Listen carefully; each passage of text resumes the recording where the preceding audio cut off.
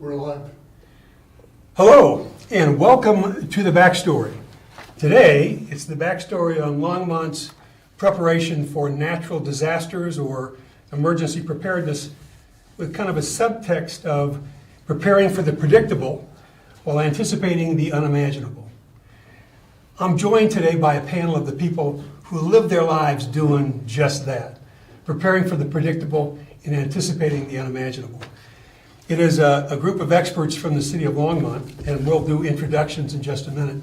But I want to say to anybody who's watching, we do have a studio audience, which we appreciate every time there's a studio audience here in downtown, beautiful downtown Longmont, in the Longmont Public Media studios. And if you don't know a lot about Longmont Public Media, this is your invitation to get more familiar with what is one of Longmont's greatest assets, its public media capability and facility and talent. I'm guessing this might be the only time, at least in recent memory, where a panel like this with the expertise you bring have been together in a public-facing conversation on this topic. And I think I know that's unprecedented, but I think it's so important for the public to have a chance to hear from you what you do every day, how it comes together in actual planning for what's predictable and anticipating the unimaginable. So with me today, from my right, and I'm asking you to talk more about your responsibilities as we go through this, is Harold Dominguez. He's the head man in charge. Everybody is going to look to Harold for leadership, and he provides it on every occasion. Thanks for being here. Thanks for having me. Yeah. Dion Fenning, Fenning, who is the director of the Office of Emergency Management. Yep, that's right. Jim Crick, who is the director of he's the ecosystem manager. Correct. Sandy Cedar, assistant city manager, with oversight of our communication capacity and functions, responsibilities in the city, and Dan Higgins, the fire chief. So thank you all for being here. And not only do I appreciate you being here this morning for this conversation, I really appreciate what you do when you're not here, what you do every day on behalf of me and everybody else who lives in this town. So we're joined today by a couple of folks in the studio audience, and I want to say to the studio audience members, if we get 40 minutes or so into this conversation and I've run out of questions but we still have some gas, right, some juice, we might ask the audience members, if they have a question, to ask one as well or two. I'll say to the audience members, it's all about, today aren't debates, this is all about bringing out information and learning what we need to learn. So with that, is it fair to conclude that no matter where one lives, we're now living in a time of greater risk and instability to communities based on a whole variety of factors? Yeah? Yeah, absolutely. I think we can just look around and see what's happened in the last month in various communities. And I think we all have a risk profile that we look at.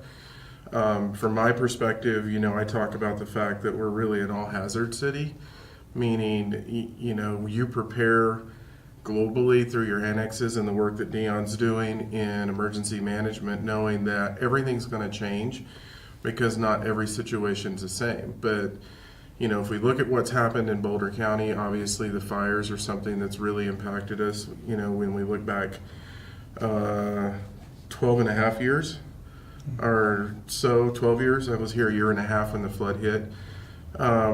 We were just talking about it earlier.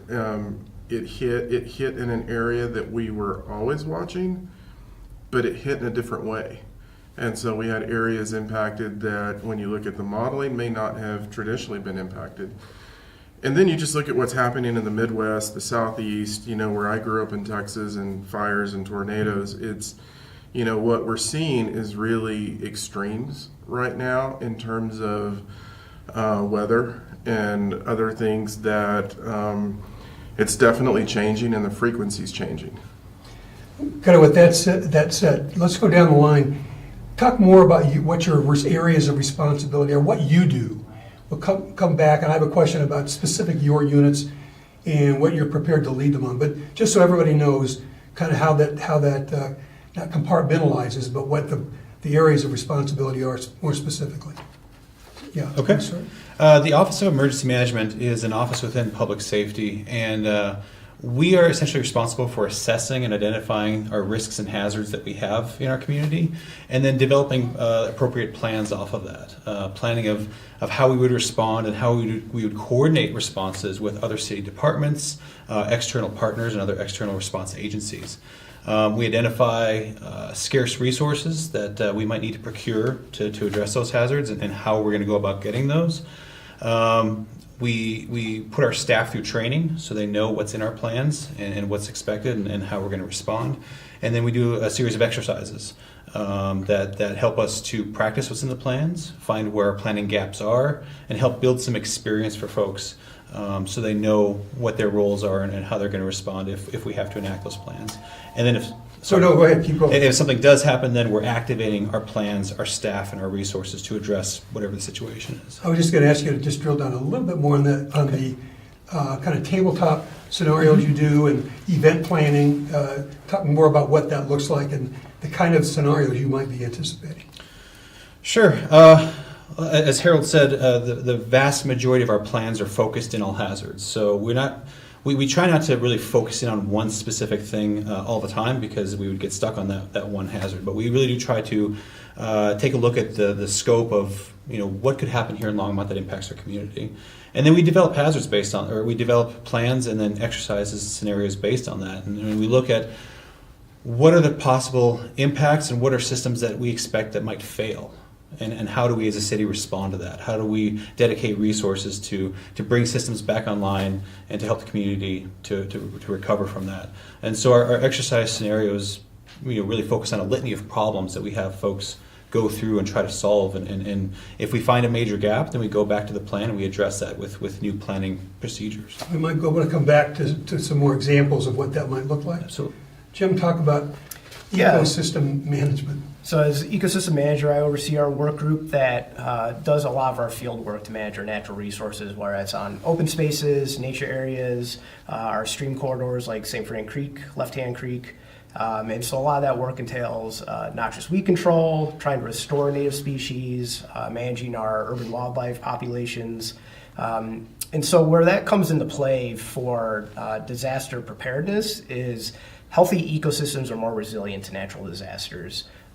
We see, like from the flood, for example, we had St. Fran Creek that was really channelized almost like an irrigation ditch, when a normal creek would actually have a floodplain so that water can spread out and slow down and not be like a bullet shooting down there and eroding a bunch of property. So we look to try to restore our stream systems in that fashion to make them more resilient to flood impacts. And that's something that we've incorporated into the Resilient St. Fran project, is that idea.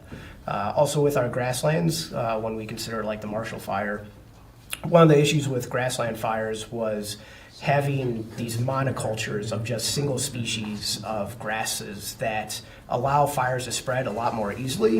And in a natural grassland system, we'll have species that break up and have kind of that interstitial space so that there'll be kind of almost natural fire breaks, and those fires won't be able to spread as quickly as they would in grassland communities that are dominated by non-native species. We're going to come back as well to both of you. You've both touched on the most recent natural disaster, and we're going to come back to that in a few minutes.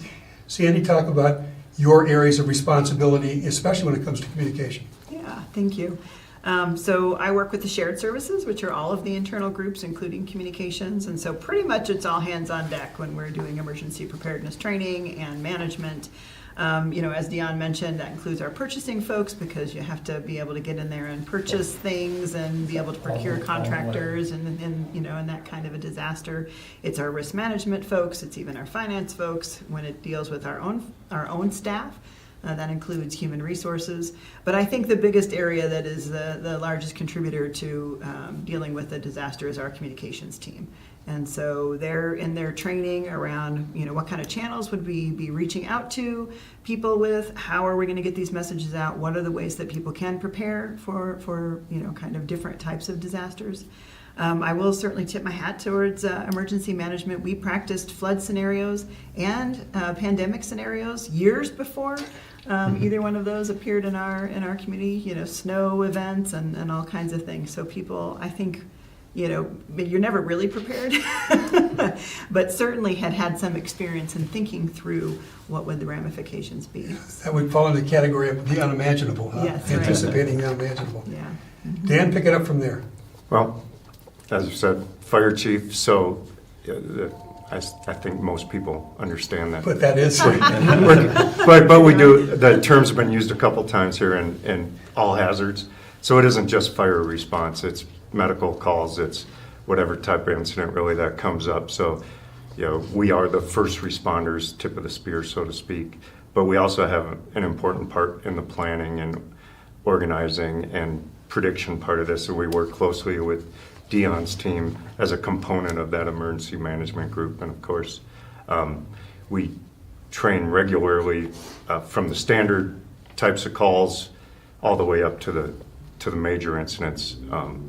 That's where we mostly unify with emergency management for the bigger planning. And then we also work closely with Jim's group for some mitigation aspects and planning around that as well. So. you mentioned what you can predict, and the whole subtext for this is, what can we predict? Because you can solve for what you can predict. Tough to solve for what's unpredictable but imaginable, and that's where your scenarios come in. I want to see if we can't drill down on some of those ideas as we go along. But a couple of references made to not the most recent, actually the pandemic was the most recent.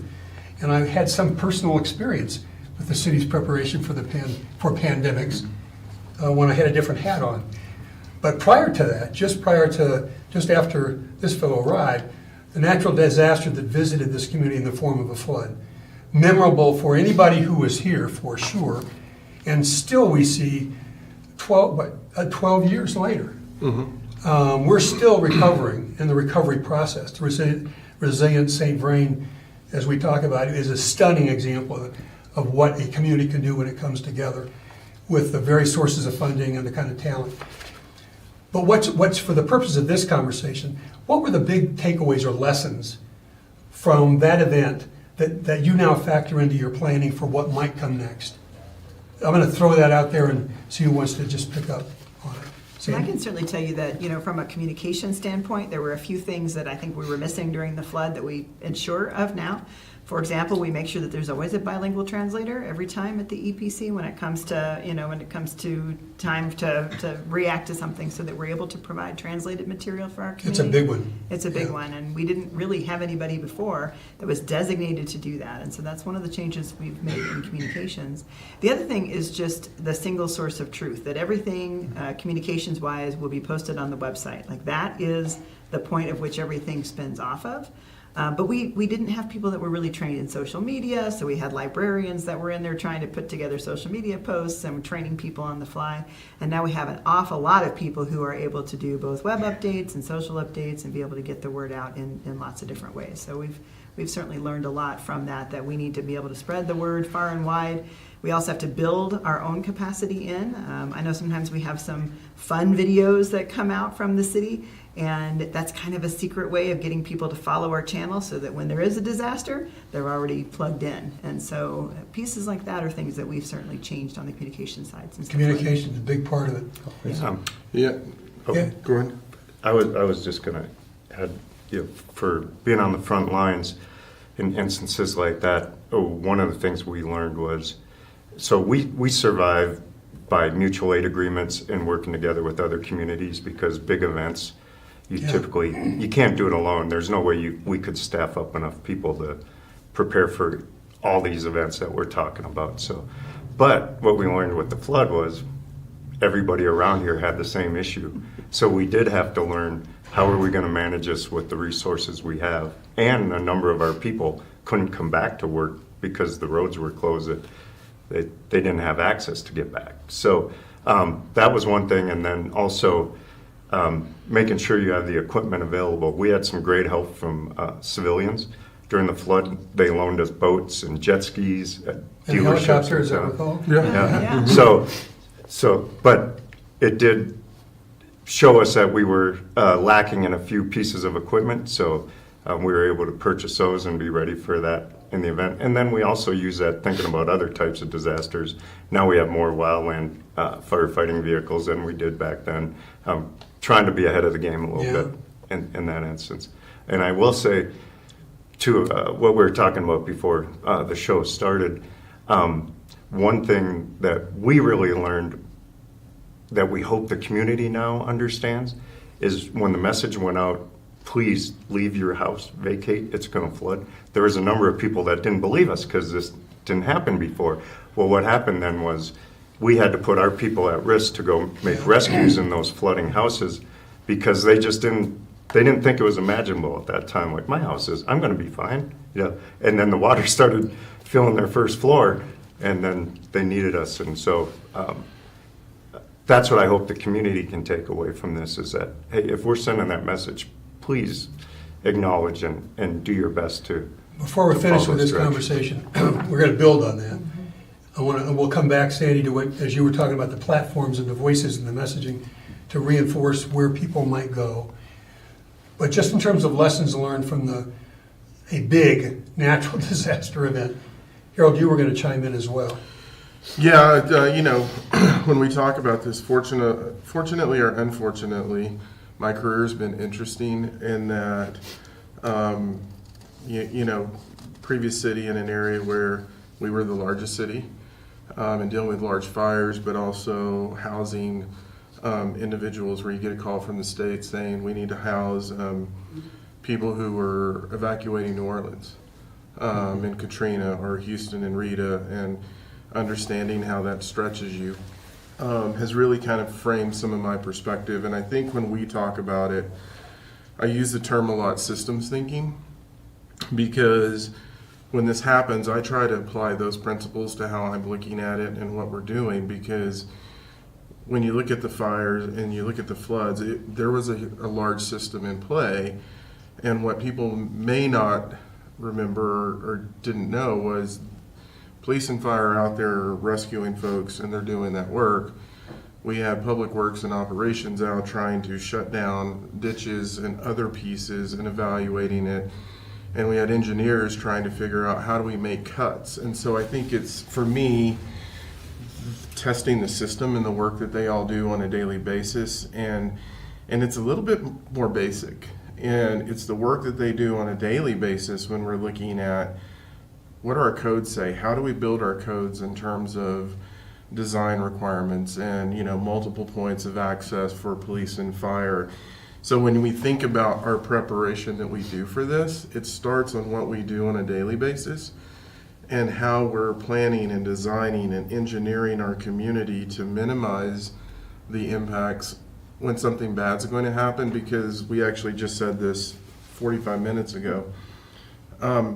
I think if we've learned one thing, bad things will happen. And how prepared are you to deal with those things, and what have you done on the front end to minimize the impact of that happening? There will be bad impacts. Everything we're trying to do every day when we come into work is to prepare ourselves to be able to handle it as a system and minimize the impacts of when something happens, and give ourselves the ability to be nimble and fast in our response. I'm going to come back to all this, Jim. I want to drill down a bit more. Among the lessons we learned from the flood that you started to talk about in terms of channeling and how that shows up in the Resilient Save Rain project, talk just a bit more about the specifics of the recovery process, the RSVP project, and what it means to residents downstream from where that whole event started. Yeah, excuse me, absolutely.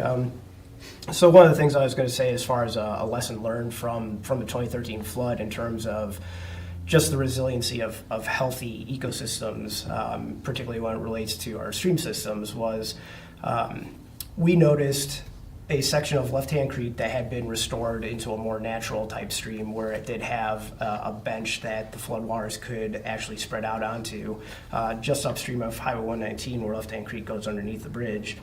So we noticed, even within a couple of months after floodwaters had started receding, that you could almost not tell that there was a flood on that section of creek. It held up so well. There was very little erosion, very little sediment deposition. The vegetation held its own, and the root system held the ground where it was supposed to and planned to. And so that really made it apparent that when we start to rebuild, particularly St. Frank Creek, which really just got torn apart in the flood, we need to consider designing the creek in that way so that it could function naturally as a stream does.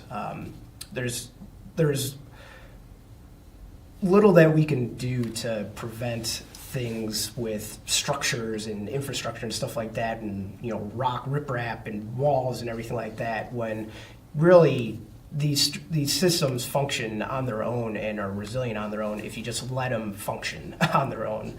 So if you can give them the space to meander and give them the space to have a little bit of natural erosion, a little bit of natural sediment deposition, there's not much you really need to do after that. Had people had this conversation, done this kind of planning for decades prior to 2013, now the flood occurs. And we saw what happened along the river. The buildings that were damaged, all the property damage, as well as the natural environment. Would that have looked different? Had decades ago planners applied what you just described?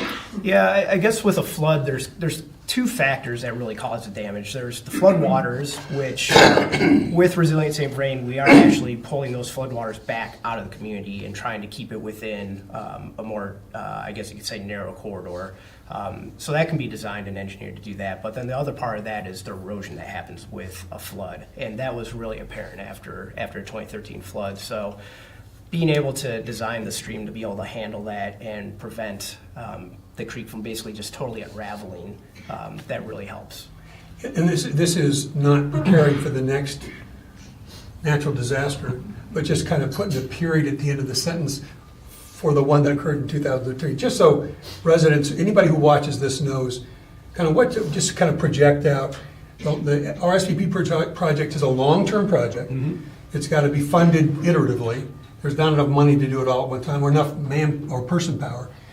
What is the time frame, and what would people see eventually that would be the examples of what the city's done that helps to mitigate in the event of another event like that?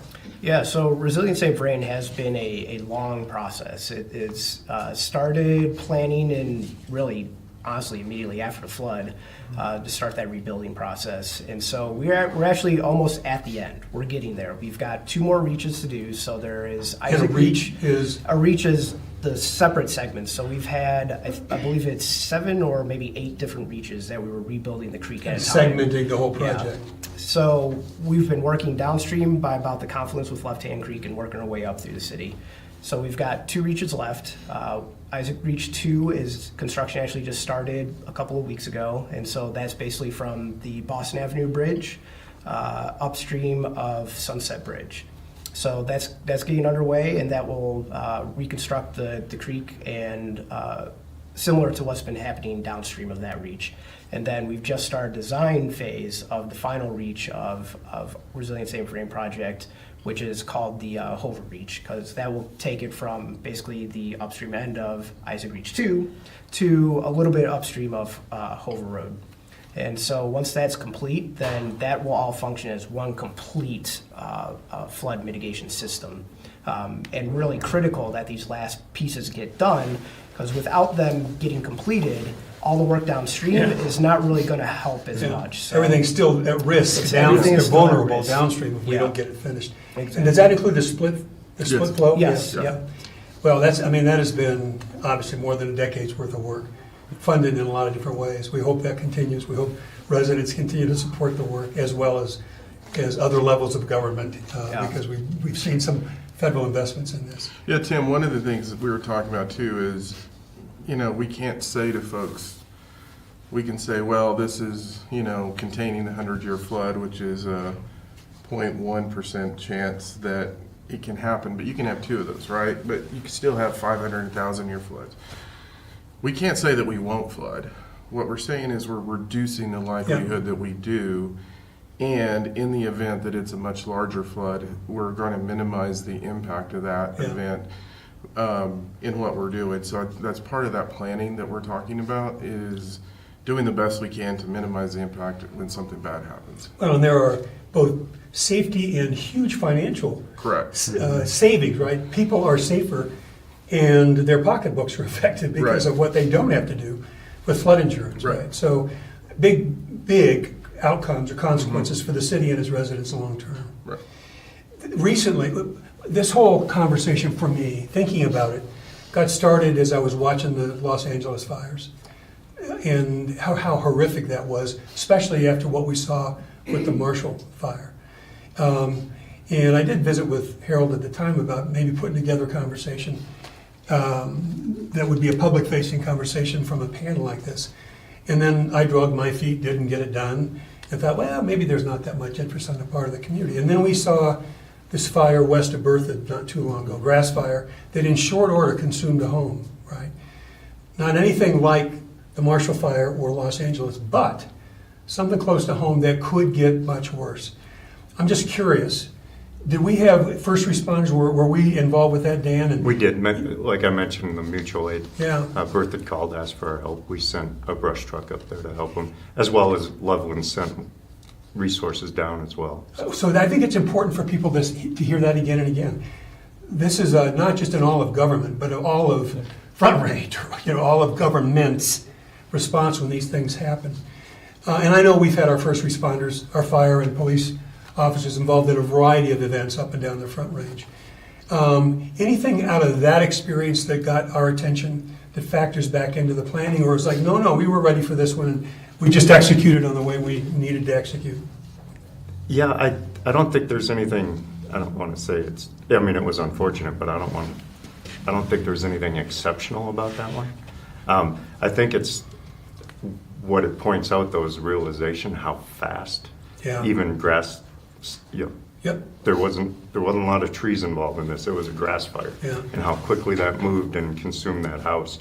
So I think that's just like I said before, we try to get the message out to the community about preparing your home or your property, defensible space, heeding some of the warnings that come out. So given that experience, given what we saw in Los Angeles and the Marshall fire, what are the things that, from each of your perspectives, that you would like to see Longmonters doing as you do your planning? What should the rest of us be thinking about and doing that strengthens your work or enhances the work you're doing in everybody's interest, both in terms of property damage, health and safety of residents, et cetera? Deanne, you want to take that? Sure, I can. I'm tossing it out there. That's kind of your wheelhouse. Yeah, right? sure. So, and this kind of, I think, alludes to a question you might ask later, but I think what it comes down to is folks not to be paralyzed with fear, but to understand that they can have a role to play, and that is just making sure that they themselves are prepared. There are numerous steps to do that, and one of the most important steps is knowing how you're going to get alerted if something is going on. How are you notified that there's an emergency happening potentially? And so a lot of that is signing up for localized emergency alerts. That is through BOCO Alert here in Boulder County. And that's just a system that folks can sign up. They can sign up their home address, their work, their school, family addresses. They can then be notified if there's something happening in those areas. How would they do that? They would go to BOCO Alert. the website, BOCO Yep, Alert. that's right.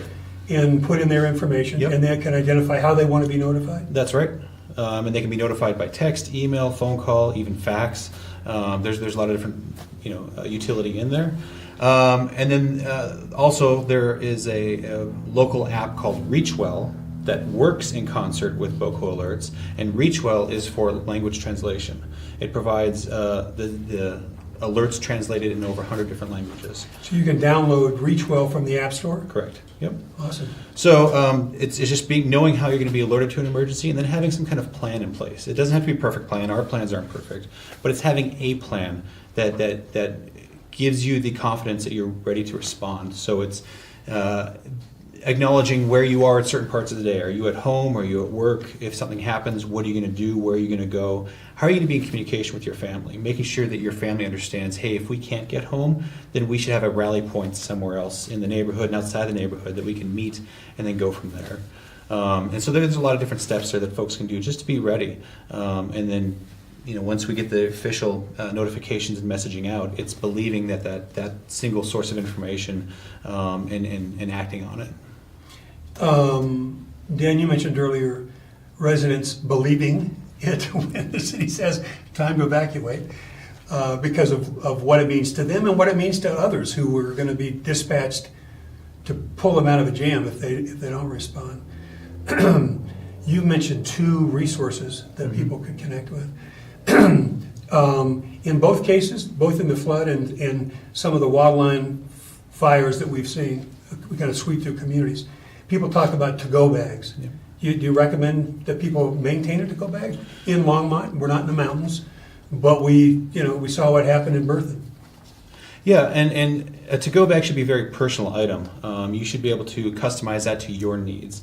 So a couple things that we always recommend is you have your important documents available to you, whether that's ready to go or it's in a safe place, or maybe you store them in a safe online file system, whatever that is. Having your documents accessible to you if you need to produce IDs or ownership or insurance and so on and so forth, having that available That's to you. an important checklist right there.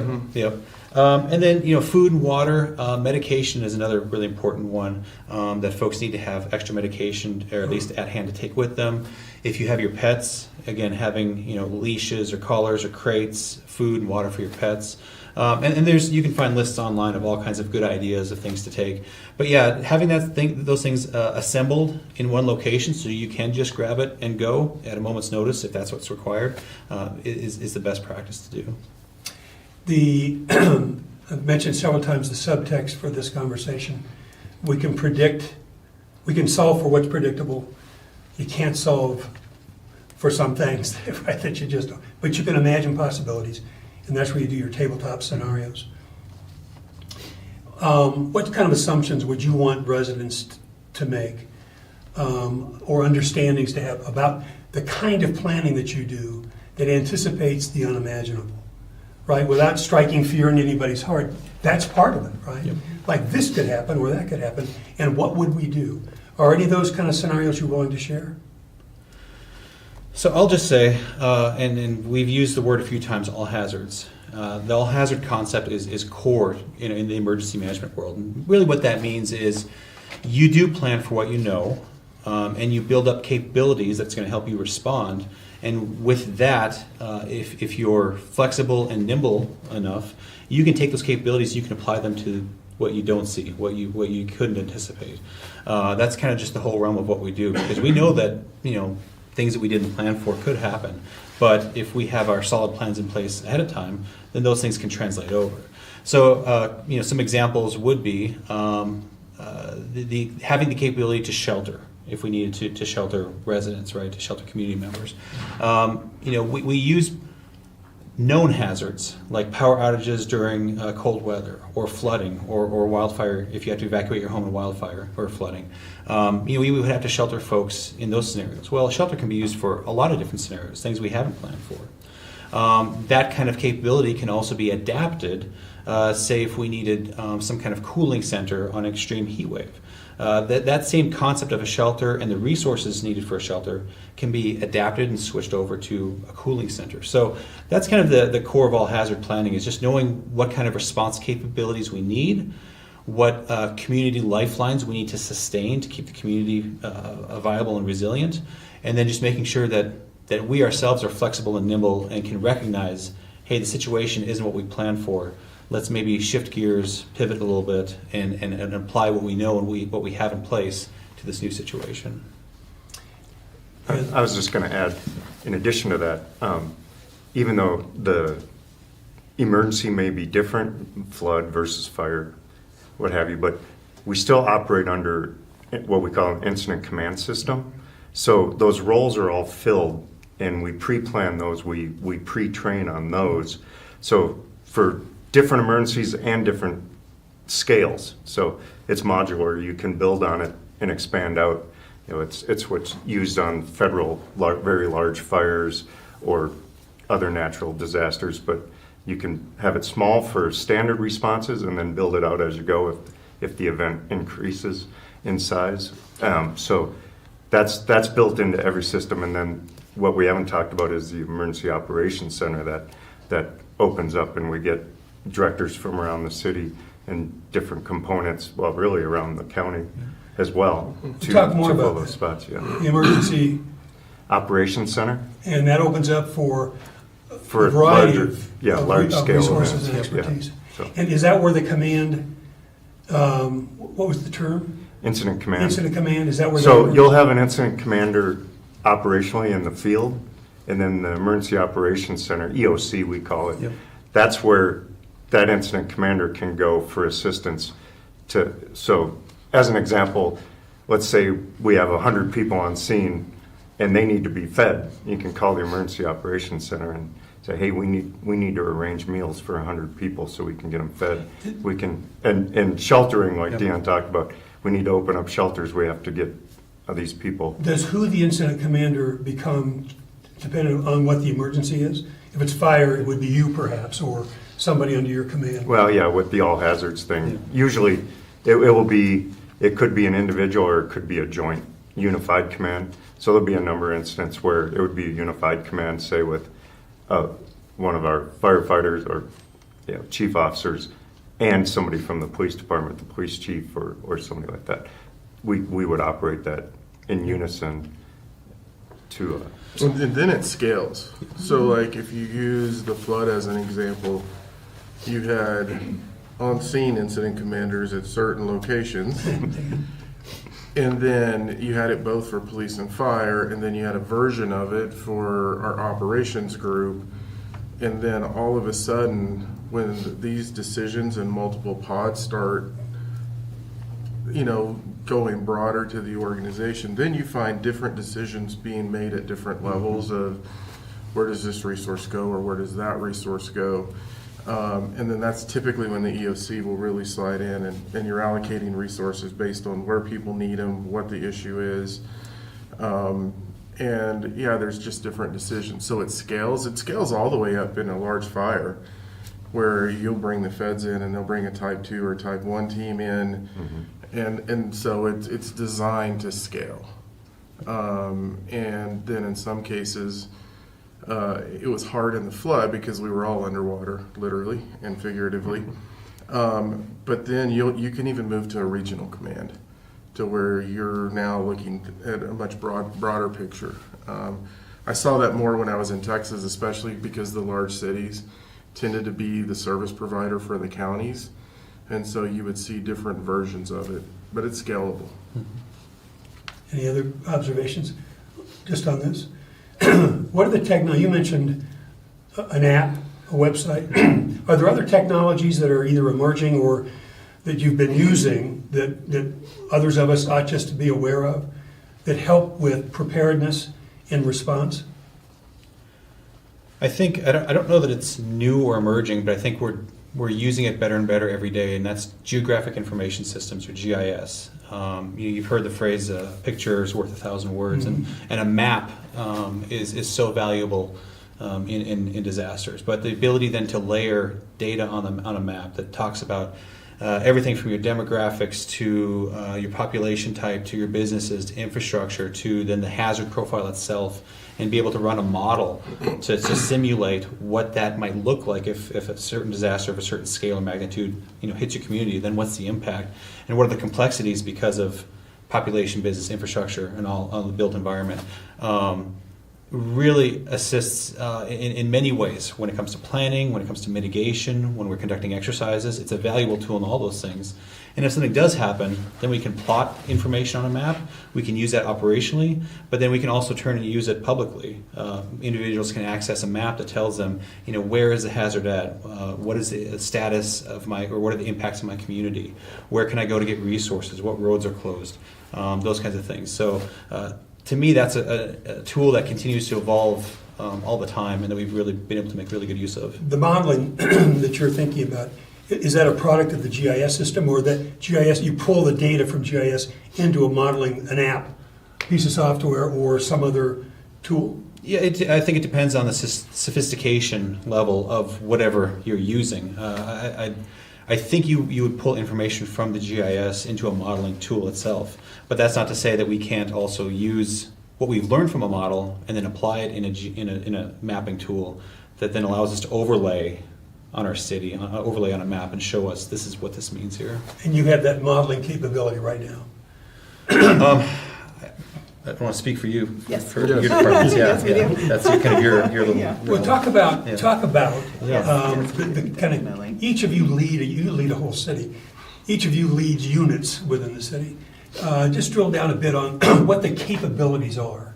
And maybe a little redundant, but I don't think it's a bad thing. The capabilities of the units you lead, especially in the context of an emergency of some kind. Dan, let's start there and work this way. Okay, so, obviously, we're staffed 24/7. We have 6 fire stations dispersed throughout the city. Crews at least 1 crew at each station. We contract for ambulance service with American Medical Response, but we also provide medical care as well. So we're there. We primarily handle the what we'd call standard type emergency calls. I understand that it's not standard for the people that call us, but Well, nothing you do is standard for the rest of us. yeah. So, but as an example, we ran just over 12,000 emergency calls last year. About 2/3 of those were EMS based. The other 35% were a variety. But with that, we have a number of different types of vehicles available, different tools available that we can take depending on the type of call. So like I said before, we have wildland vehicles that our crews can move to and respond for calls that come in specifically for grass fires or outdoor fires where we may need to get off road. Typically, we're in the standard fire engine, the big red truck going down the road, but we can move to those. We have a technical rescue team with a truck specially equipped with equipment for that. So that would be like confined space rescue or a trench type rescue or building collapse, different things like that. So they can respond on that. We have a great partnership with other agencies in Boulder County for hazardous materials response.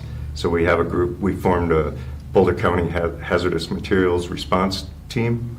So it's made up of 6 Multi-agency. Multi-agency, yep. And so that's available right away because hazardous materials calls typically take a lot of resources to handle. So immediately we can get the response from the other agencies to respond and get to the scene right away, and then backfill more people that we can get a little later on in the incident. So it just gets a quick response there, and then a lot of specialized equipment with that. So A generation ago, your predecessor sitting in that chair, being asked the same question, would the response be the same as what you just shared? I mean, wildlife firefighting and that equipment. probably not in Longmont, no, because I'll admit I've been here a while. Yeah, I know. I'm just shy of 30 years on the job here in All right, so Longmont. 2 generations. But I think we had 1 wildland vehicle, and if even that, when I started, maybe we picked it up after I started, because Longmont there wasn't that type of fire in the area, or not something we had to worry about as much.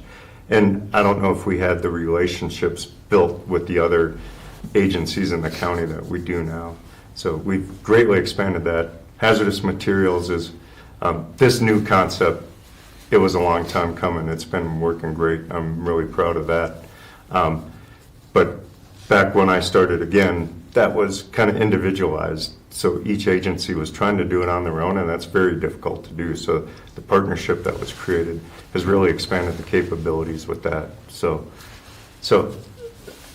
things were just different that many years ago. Yeah, well, I think in terms of the story to share with the community about Longmont's readiness, that's an important part of the story.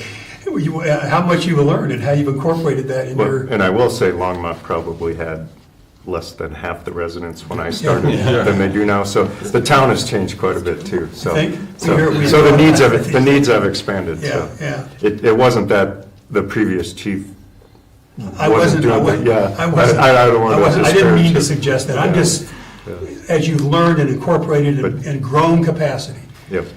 what would be useful for the public to know is what that capacity is, how you've incorporated the learning, and how ready you are for no matter what happens.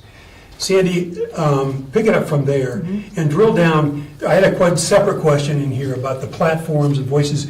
This is an opportunity for you to talk about all how important communication is, but how it's going to play out in the next crisis. Yeah, I appreciate that. And I would also say that shared services includes lots of support things for all of the first responders. So, we have a fleet division that has, hundreds of pieces of equipment that can be pulled and used in different ways. We have multiple fueling stations now across the city that we didn't have maybe a generation ago. We have built contracts, mutual aid agreements with lots of folks on the purchasing side as well. So there's lots of things that we do to be able to support the first responders in that work kind of behind the scenes.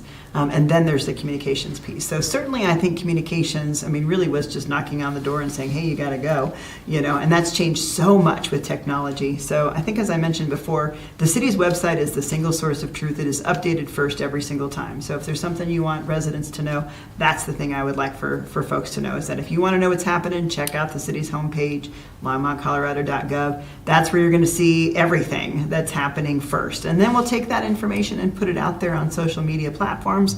We have a dozen social media platforms that we can use to be able to reach different audiences, and that's helpful. We're getting ready to add yet another one, so that will be another new resource, which is great.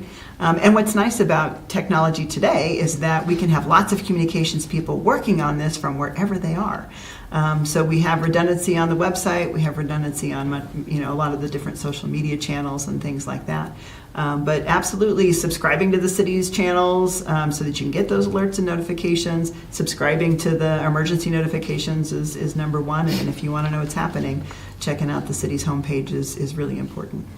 It's possible that a place like this, LPM, could be among, it's not a platform, it has platforms, but in terms of live streaming and taking calls and, real-time two-way conversation or communication. Absolutely. This could be a resource under those circumstances. Absolutely. We used video several times during the flood, where we were able to, show people the EOC, and this is what we're doing, and this is where you need to be, and here's what's happening at the shelter. And we were able to use video several times and be able to have our partners in public media be able to help us with a lot of that work. Is there a link, BOCO Alert. Boca Alert. Yep. BOCO Alert, is there a link to BOCO Alert on the city's website? Oh, yes. So I can get there through the city's website, click, and then take advantage of all the other stuff that's on the city's website. There's also a whole bunch of built-out information about preparedness. On Dion's web pages, there's also lots of information about what you can have in your household.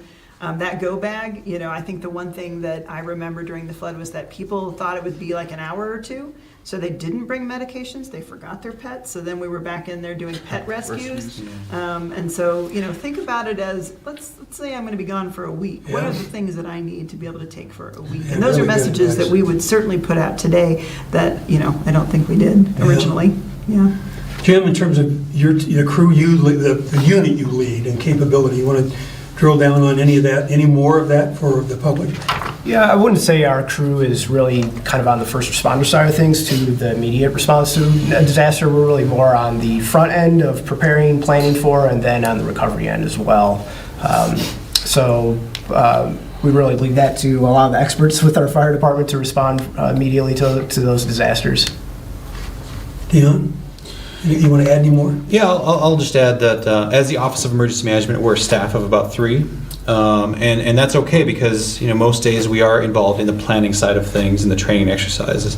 But we really have an army of several hundred behind us. And I credit Harold and the city leadership for that because you've said a few times already that when something happens in the city, when there's a major emergency, everybody is all hands on deck. Everybody's on board to help. And that's really at the core of what emergency management is too. It's relationships. It's going out and building and being able to find the people who can do the thing that you need them to do.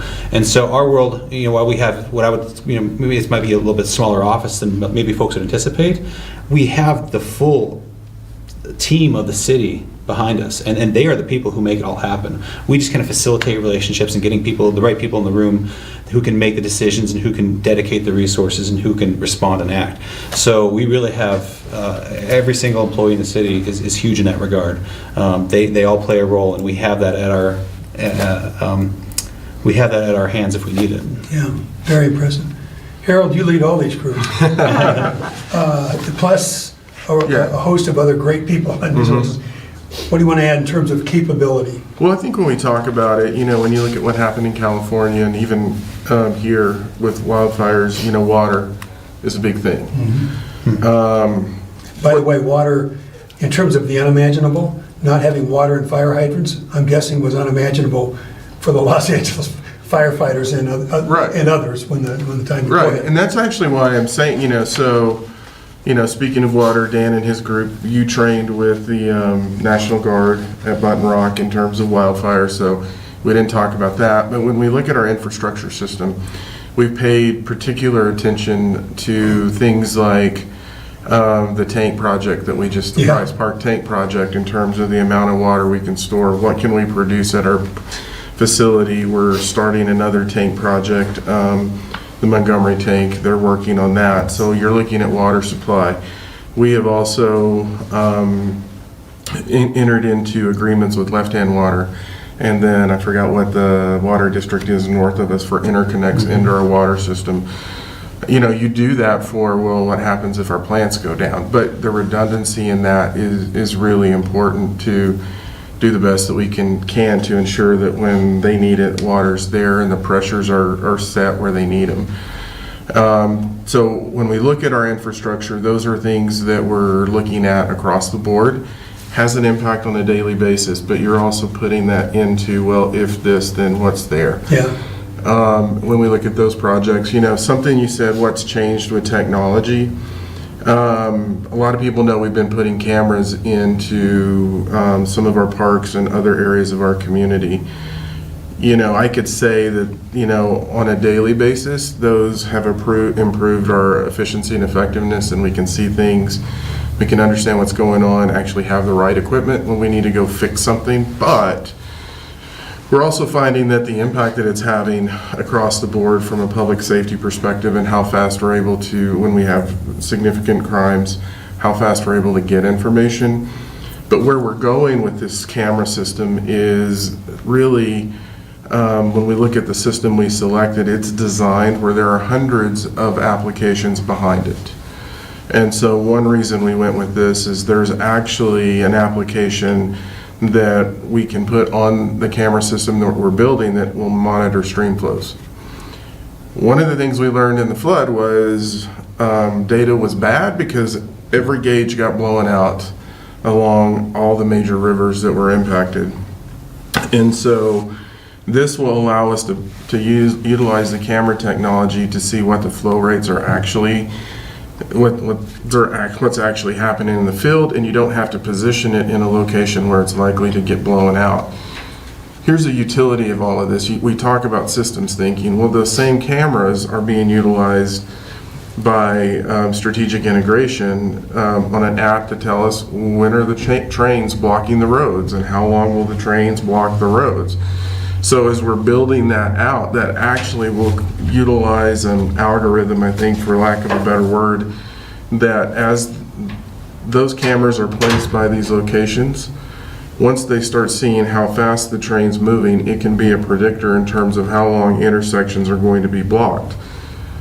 Dan's folks may want to have that app, and when they get a call, so it's code 3. So when you think about all of this technology and the use of drones that they've been utilizing in public safety, and we've talked about water buying a drone that has a LiDAR system and thermal imaging, so that as we can start gauging the flow rates of the river, you start mapping the LiDAR. So then all of a sudden you can layer your flow data, connect it to what the heights are on a map that becomes more predictive, because we were blind.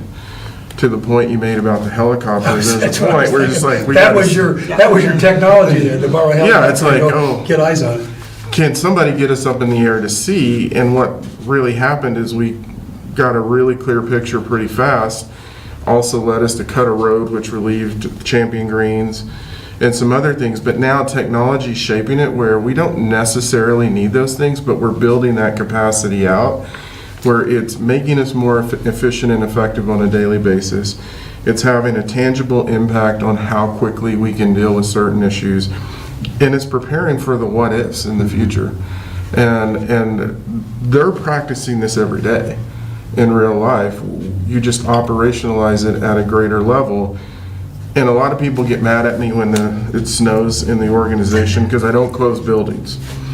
One of the reasons I don't is I said when conditions are tough is when we need to be here to support folks because somebody may need to go into a library to warm up.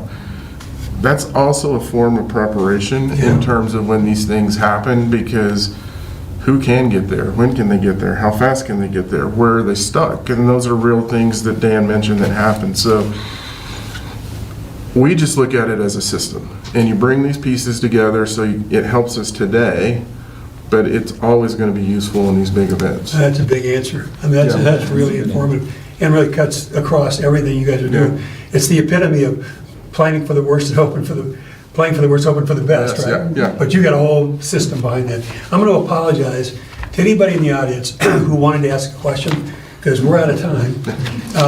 But I so appreciate your time this morning, the answers, what you've shared. If there's anything I didn't ask, is there a question you hoped I was asking and didn't? No, but I wanted to give a shout out to one other group we haven't mentioned, and that's our emergency dispatchers, the Longmont Emergency Communication Center, because I said tip of the spear. They're really the tip of the spear because they're receiving all these phone calls and they have to process all that information, dispatch the correct crews, notify the right people, handle just a massive amount of incoming calls. So I just wanted to mention that they're an integral part of all of this when there is an emergency. So give them their due here. Well, I have to say, having had my own limited as it was experience with the city, there are legions of great people who step up at the right time, who step up for the right reason, who never get acknowledged or thanked or even known. But that's how the city works. And the city's done a great job of assembling a talented, dedicated, committed, compassionate crew of people across the board. So on behalf of the residents of Longmont, I want to say thank you for that. I want to thank you again for what you do every day. Thanks for being on this panel. And hopefully, this story gets amplified. You'll think about ways to do that. To residents of Longmont, we came to you live this morning. We generally do this in the evenings, but we didn't want to take these people away from their families one more night. From the Longmont Public Media Studios, we do this from time to time. Everybody's welcome to be part of the studio audience. Generally, they'd get a chance to ask a question, but I absorbed too much of the time today. But live from the Longmont Public Media Studios, this was The Backstory. Thanks so much for your time. Thanks to you again. We'll see you in the next episode.